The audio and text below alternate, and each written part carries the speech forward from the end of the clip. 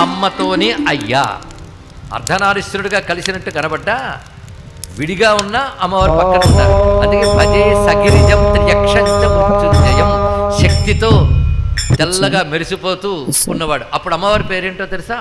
అమృతేశ్వరి. అదే అమృతేశ్వరి, అమృతేశ్వరుడు. అమృతేశ్వరి మంత్రం అనే మంత్రశాస్త్రంలో చాలా ఉంది. ఆ గోళ మనకి ఎందుకు? అమృతేశ్వరాయ నమః అనుకుని అమ్మవారిని అయ్యవారిని తెల్లని కమలంలో చంద్రలేఖ దాల్చి అమృతంతో తడిసిపోతున్న రూపాన్ని ఒక్కసారి మనస్సులో ధ్యానిస్తే చాలండి, మనలో అకాల మృత్యు, అపమృత్యు, అజ్ఞానాది వికారాలు పోవడమే కాకుండా వివిధ రోగములు కూడా నశిస్తాయి. ఈ ప్రక్రియలు కొంచెం ఈ చెప్తున్న చిట్కాలను మీరు అనుకున్నా సరే ఈ కొద్దిపాటి చేస్తే బాగుంటామండి. పెద్ద పెద్ద హోమాలు యాగాలు చేసేవాళ్ళు చేయనియండి, అవి చేయలేదని బాధపడక్కర్లేదు.